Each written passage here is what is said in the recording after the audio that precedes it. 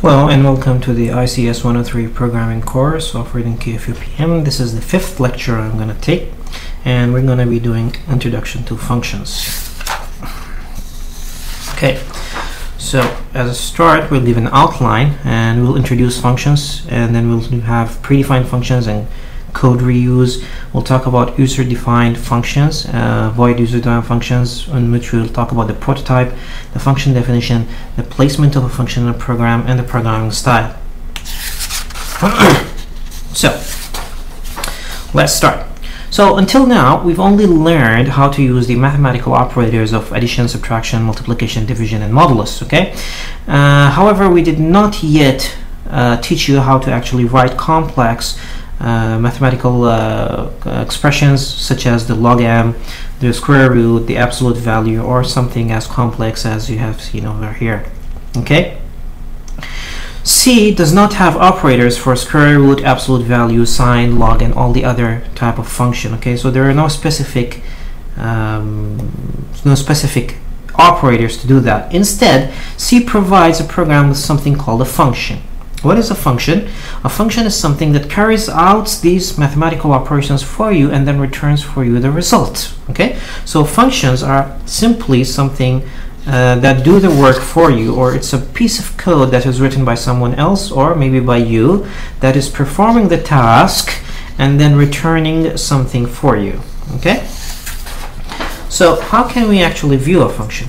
A function could be viewed as a black box. Okay, what is a black box? A black box is basically something that takes an input and produces an output. We do not care what is inside the black box. Okay, so a function is what happens inside it. We don't care. We just want to give it input and we want it to produce our output as we like it, just like the printf or the scanf we've been using. Okay, we know how to use the printf and scanf and how to give it the input and how the output will be produced. So the printf, you give it everything. You write printf in between brackets, in double quotes, you write the text that you want to appear, and if you give the input in that format, the function is going to do something inside the computer and print it out to you onto the screen. Okay, whatever it does, you don't care. For example, the following shows how to use a square root function that is available in the standard math library. Okay, so y is equal to square root x. This is actually calling a function called sqrt. This is for the square root, and you give it a value x, and it's going to take the value of x and do some mathematical operations that will produce the square root of that function, of that value. Sorry, x will then, the square root of it will be stored in y. Okay, so if x is 16, y will contain the value of 4. If x was, for example, 36, y will contain the value of 6. Okay, the expression part of the assignment statement is called a function call. So this is called a function call. Why is it called a function call? Because over here you're calling a function which is in the math library, and you're giving it the number x and asking it to do something for you and then return back the value to you. Okay, another example is z is equal to 5.7 plus the sqrt of w. If w is 9, first you do the function call, so you get the square root of 9, which is 3, and then you add it to 5.7, so you get an 8.7. Okay, so this is a function. It can be viewed as a block of code. Okay, so it's a black box function for us. Now over here we have our example. In this example, we'd like to calculate the square root of a number. So we're going to ask the user to enter a number, get the square root of it, then we're going to take another number, get the square root of it, and then we're going to add the two number and print the square root of all the two numbers out. Okay, so we print the square root of the first number, the square root of the second number, and the square root of the sum of the two numbers. Okay, so here's how we'll start. We'll start with hash include stdi.h, and we're doing this because we are going to use the printf and scanf functions. Okay, and they are in the stdi.h library. Now the new thing over here is the hash include math.h. And this is a library, a math.h library. We're including the math.h library, and in this library we have all the functions that are required for mathematical operations. Okay, and that is why we're going to include math.h, and basically the sqrt function which we are using in this code is inside the math.h. Okay, so we include that so we can actually have access to it and the compiler can find it and compile our program. Then we have our int main void. This is the main function that we have, and in the int main void we declare our variables as doubles. So we declared 5 variables. First, This is the first variable, second variable, third variable, fourth variable, fifth variable. The name of the variables are first, second, first square root, second square root, and some square root, okay? Then we prompt the user and we ask him to enter a number, okay? So we print something to the user and we ask him to enter a number. And then we use the scanf to take the number from the user, %lf, because it's a double number, and the address of first. And then we say first is equal to sqrt of the first variable. So the user is going to enter a number in first. Suppose he enters 16, okay? So he's going to enter 16 into the keyboard and press enter. So the value of 16 is going to be stored in the first variable. Then we over here in the second line, we call a function sqrt first. Now the sqrt function is inside the math.h, so we can actually call it.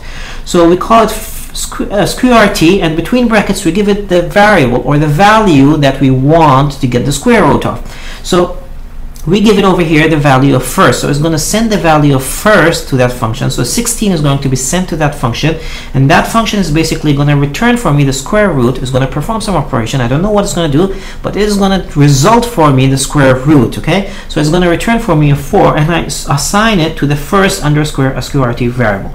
So 4 is going to be assigned to this variable now, okay?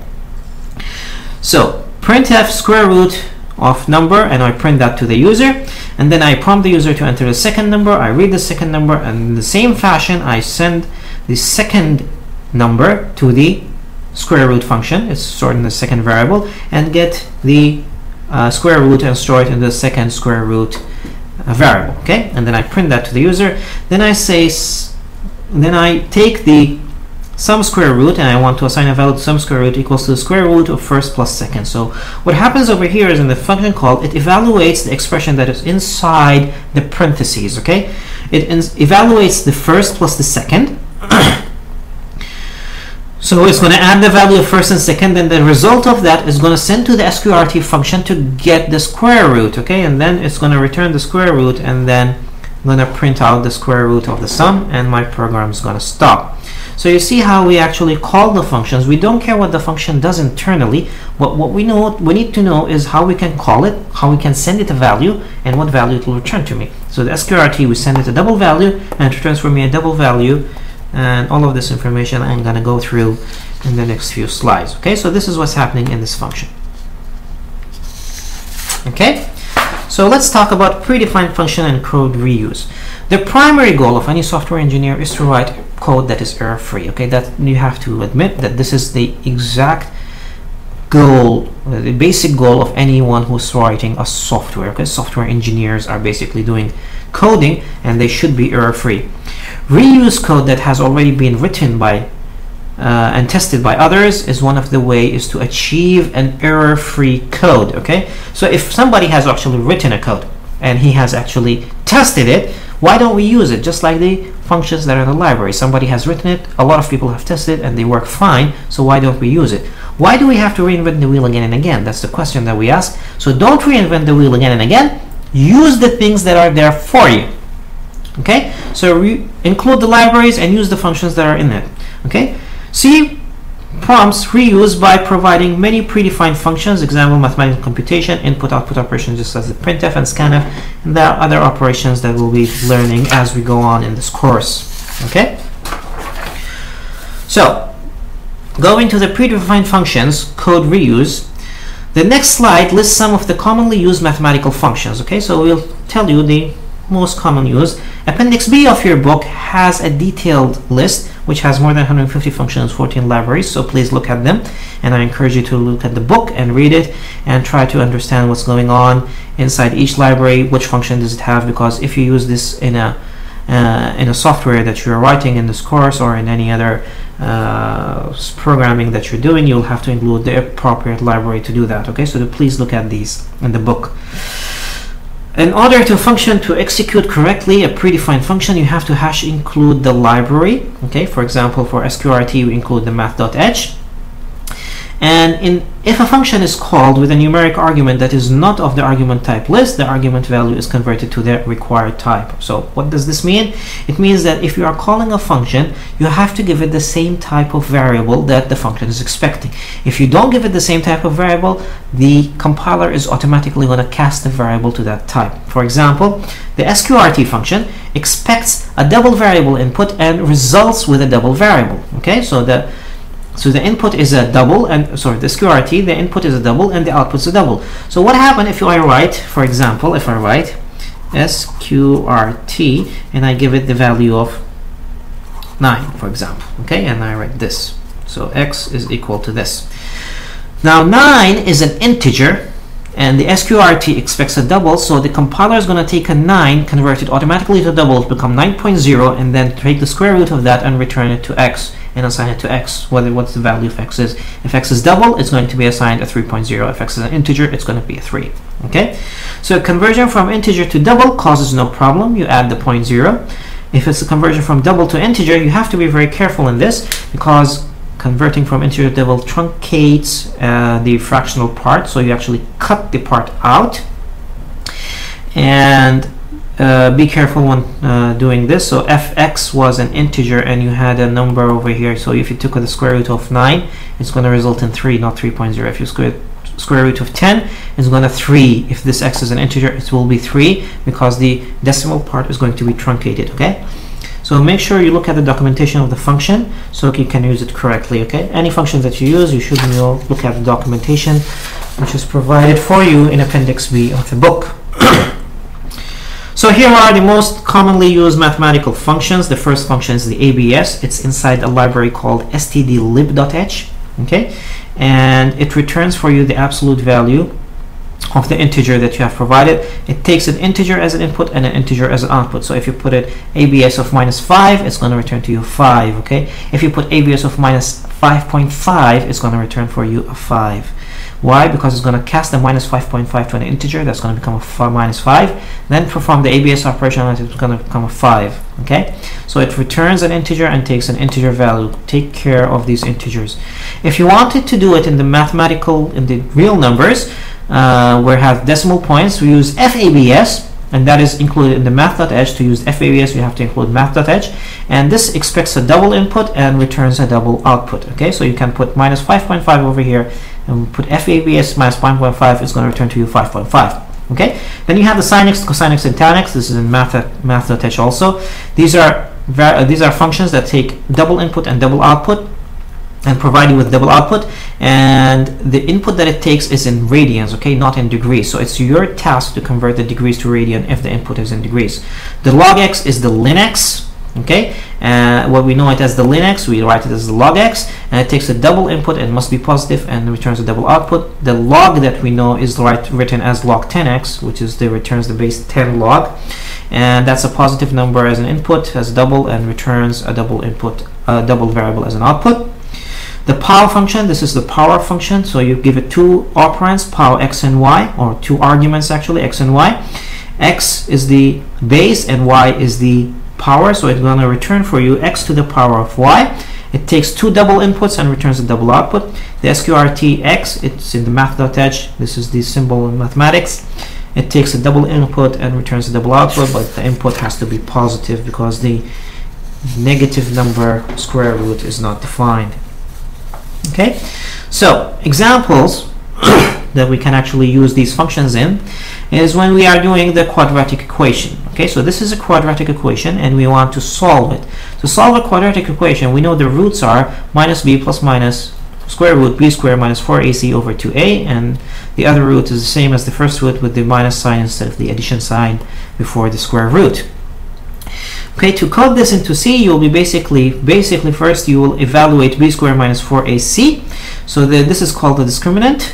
The discriminant, if we save it in a variable called disc, is equal to pow b comma 2, and this is b squared. So this is taking in the math function, the power is power function is b to the power of 2, that's b squared, minus 4 multiplied by a multiplied by c. Okay, and over here make sure that you understand what is the order of precedence. The order of precedence, the first is the function call, then there is the multiplication, so 4 multiplied by a. The result of this is going to be multiplied by c, and this is going to be subtracted from the result of the power, and this is exactly what we want to do, so we don't have to add any brackets. So disk is ready, or this command is ready.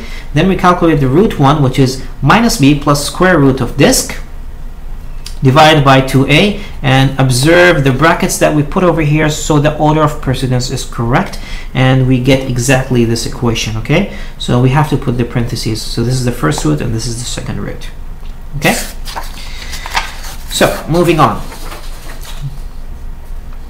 Simple user-defined functions. An advantage of using predefined function is that the programmer needs to be concerned only of the what of the function, but not the how. Okay, so he's concerned about what and not the how. What do we mean about that? When you use a printf, you don't consider how is it doing the display onto the screen. Whatever it's doing inside the function, you don't care. And the scanf is the same thing. You don't care how it's taking the input from the user. You only care what is it doing and what you should do to actually call that function. Okay, so you're concerned about the what and you're not concerned about the how. In complex software system, this principle of separating what from the how is an important aspect of managing complexity of program. So you divide your program into complex functions, the complex program, sorry, you divide into simple functions, and then you actually implement one function after another. C provides a mechanism for user to define their own functions. Okay, so you can define your own functions in C library, and we'll tell you now how to use user-defined functions. The example that we're going to take is a user-defined function that displays to the user multiple lines. Okay, so you have multiple lines where you want to display to the user, and let me jump to the code directly so you have the code. So this is the example. This is the same example as we have taken previously, and let me pull up the slide for that example if I can find it. Yep, this is the slide for the example. This is the example that we've written. This is the same example. We have taken to take two numbers, take the square root of the first, the square root of the second, and then add the two numbers and take the square roots and print all of that out.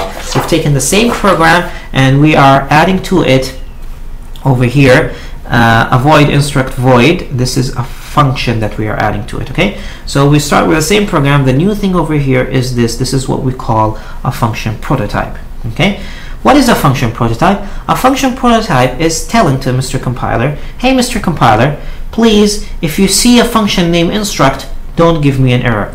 This is a function that takes no inputs and returns nothing for you. Okay, so there's a void function, void output and void input. So, and the name of the function is instruct. So if you see this function, please do not generate an error for me. Okay, and in the main function we go on as we used to go, and when we want to call this function, we say instruct, and between brackets we put nothing and semicolon. Okay, what is happening over here, you're calling a function called instruct. Okay, now if you don't define the function prototype over here, when the compiler is compiling this, it's going to instruct and say, what is instruct? I don't understand what's instruct, and it's going to generate an error for you. Okay, it's going to say instruct first time of use undefined variable or function, please go define it and declare it. That is why we put a prototype. In the prototype, what we say is, we say to the compiler, hey Mr. Compiler, we have a function called instruct. If you find it and it takes no input and returns no output, so there is nothing assigned to it, so it returns nothing, and it takes no input, that's why we have the close the two parentheses over here, open brackets and close bracket. The compiler is going to know that, okay, this is the function that the user told me that he has a function, and he told me that the definition of the function is going to come later, but please don't generate an error, so it's going to continue compiling my file for me without throwing an error. Okay, now this function has to be implemented somewhere in your file, and usually it's implemented after the main. So the main starts here and actually ends with the curly bracket that is over here. Okay, and then afterward we come and we define our function, and here's how we define our function: void instruct void, and then we have the curly brackets, the open curly bracket, the closed curly bracket, indicating that this piece of code is belonging to this function. Okay, so this, the entire instructions over here from the open curly brackets to the closed curly brackets are belonging to this instruction. And we write the void instruct void, so we tell the compiler that it produces no output. Instruct is the function name, and it takes no arguments, no input in it. and what it does, it does 5 printfs, so it's going to do 5 times printing to the user. This is the first line it's going to print. It's going to print this program demonstrates the use of the math library functions sqrt square root. You will be asked to enter 2 numbers. The program will display the square root of each number and then square root of their sum. Okay, so these are 5 printfs. It's going to go and perform this for you. Okay, so let's go back to the sequence of what's going on. So when you run this program, your compiler is going to look for the main and you're going to run the program. So you're going to define your variables and it's going to come to instruct. This is a function call. So what it's going to do is over here it's going to break and go jump to the instruct, perform these operations, so perform these printings, and when it finishes it's going to jump back and continue after the semicolon running my program. Okay, so this is basically what's happening in a function call. So now let's go in details on the function call. A function prototype. Like any other identifier in C, a function must be declared before you can actually use it in the program. That is why we have a function prototype. Okay, to do this you can add function prototype in the main. Remember, the function prototype is similar to the function header, but it has a semicolon at the end instead of the open curly brackets. Okay, a function prototype tells the C compiler 3 things. Okay, it only gives the compiler 3 information. It tells the data type of the function. Okay, what is the data type that the function will return? Okay, in case of our instruct over here, and if I go back to the over here, void instruct void, this is the return type. A void means it's returning nothing. So over here our function returns nothing. For example, the function sqrt, which is in the math.h, it takes the square root, so we expect it to return a double number. Okay, so it returns a double. The function name, it gives the function name, like the sqrt over here, and the function name over here is instruct. Okay, and it also gives you the output of the function, the input of the functions. So in the sqrt function, we expect to give it 1 input, so this is a double. And for our case over here, we have a void. There is no input over here, so we keep a void. Okay, so for an sqrt function, we expect to have a single input, and we expect to have a single output, and both of them are double type. Okay, for example, another example that we can overtake over here is writing the prototype of a pal function. What would be a prototype of a pal function? So the name of the function, what's the name of the function? It's pal. Okay, what inputs does it take? It takes 2 inputs. It takes a double and a double. It takes 2 inputs. And what it returns a single output, and it's a double, so it's a double. Okay, and put the semicolon. That will constitute for you the prototype of a pal function. Okay, so you determine how many inputs do you need and how many outputs do you need, and you actually write them down and put a semicolon at the end. That constructs the function prototype. So you give it the name, the number of inputs and the type of them, and the output and the type of the output. Okay, so void instruct void is a void function. It takes no input, it produces no output, and the name of the function is instruct. Another example is int main void. This is the main function that you have. The name of the function is main. It returns an integer and it takes no input. Okay, when a function returns no output, you don't have to put the return statement because it returns nothing. Okay, this means that the function main takes no arguments and returns an integer. That's why in the end of their main function you have a return 0 or return 1. Okay, you can omit the void that is between the parentheses if you like. However, I do recommend putting it explicitly there. Okay, now we talk about function headers. What are function headers? Going back to our example, okay, this is a function prototype that ends with a semicolon. A function header, on the other hand, is what is shown over here. This is a function header, and in the function header it ends with a curly bracket so that you can have the code or the instructions inside, and this is called the function header. Okay, so the function header, the same as the prototype, except it does not end by the semicolon symbol. Okay, so you do not put the semicolon symbol in front of the function header. The function body is anything that is between the curly brackets, so anything between the two curly brackets in the block of code, that is called the function body. For example, in our instruct case, the 5 printfs are the function body. Because it was a void function, we omitted the return statement, and control is then passed when you reach actually. So going back to our example over here, when you finish conducting the statement, the control is then back to the main function, and you return to the main function where it was and continue conducting the program. So the program is going to come over here, it's going to run, and the instruct is going to go and conduct these statements. When it finishes, it's going to come back and going to continue your program normally. Okay? Now, placement of a function in a program. You can actually put the function anywhere you like in your program, but as a general practice, we will declare our function prototype after the hash include and hash define. So after the directives, you actually declare your function prototypes, and then after the main function, you will write the code. So you will have the hash includes, the directives over here, then you have the prototype, then you have the main function, so int main, okay, and after the main function you will have your function headers, whatever the functions are, and you define them over here. Okay, so where do we define the function prototypes? The prototypes are defined after the hash include and before the int main.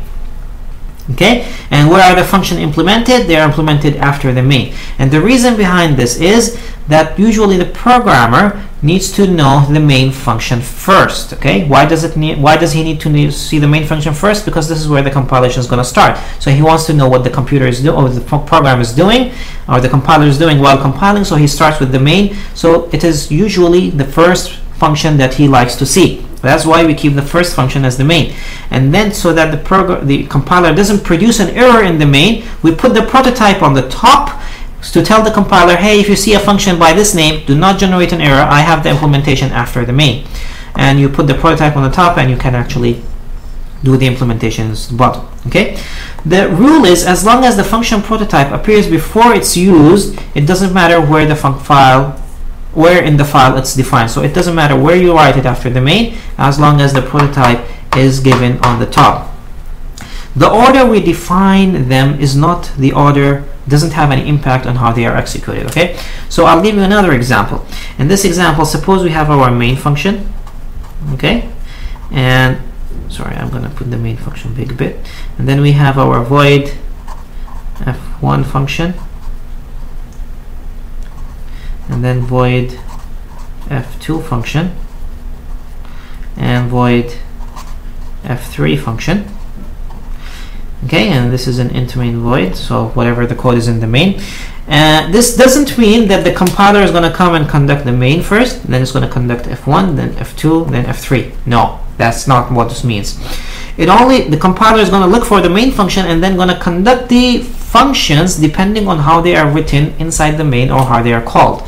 So if you call f2 example, then you call f1, then you call f2, then you call f3, for example.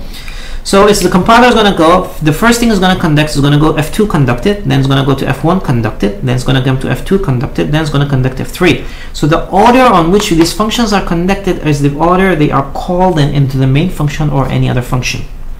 Okay, so the sequence of writing the function is not always the sequence where you actually gonna execute these. Okay, the order of execution is dependent on when is the function actually called. Okay, because the prototypes of the functions or the subprograms appear before the main functions, the compiler processes the function prototypes before it translates the main function, so that it understands that these functions are over there and it doesn't generate the error in the main program. The information in each prototype enables the compiler to correctly translate a call to a function. Okay, so that's why you should have a prototype so that the compiler will know what type of function you have. After compiling the main function, the compiler translates each function's subprogram So after it compiles the main, it goes to each subprogram or each function and compiles it separately. Execution order of the function is determined by the order of execution of the function call statements, not by how it's written in the file. Okay. At the end of a function, control always returns back to the point that the function called it. So if the main function called f1, the control is going to be returned to the main function after f1 finishes execution. Okay, so here's a visualization of how the instruction actually goes, or the compiler. When the compiler goes in the main function, it's going to go sequence line by line until it hits the instruct. This is the function call. At this stage, it's going to branch out to the instruct function, and it's going to perform all the operations that are in the instruct functions, and then it's going to return back after the instruction of the function call and continue your program. Okay, so it's a way of branching and doing and coming back. Okay, so this is simply what a function basically does. And finally, we're going to talk about programming style. Each function should begin with a comment. So whenever you write a function, on top of it, please put a comment and state what does this function do in it. This is a good programming style. If the function subprogram were more complex, you would include comments inside the function. So if the instructions were too complex and the algorithm was too complex inside the function, please put a comment over there and explain why are you using this, and read your book for more advices on this. It is recommended that you put prototypes of all functions at the top and then define them all in the main. Okay, so put the prototype on the top and then do the main. Do not copy the function and put it on the top. It's not recommendable, but if you do that, nobody's going to say no to you. Okay, so you can actually delete the prototype of a function and copy the entire function and put it before the main, and put the main as the last program, so that whenever it calls the function, it's before it, and the compiler, when it compiles it, it'll compile all the functions, then it's going to compile the main. So it's going to know that all the functions are there, and then you can have your main program, main function that's going to compile, and it's not going to generate an error for you. But that is not a good practice, because we always like the main to be the first program or the first function on the top, so that as soon as we open the file, we know what you are doing, and we can then follow the program based on the function calls that you have. If you want to do this, please put the prototype on top of the main program. Okay, and with this we come to the end of our class. I hope you enjoyed it, and I hope to see you next time in the next video.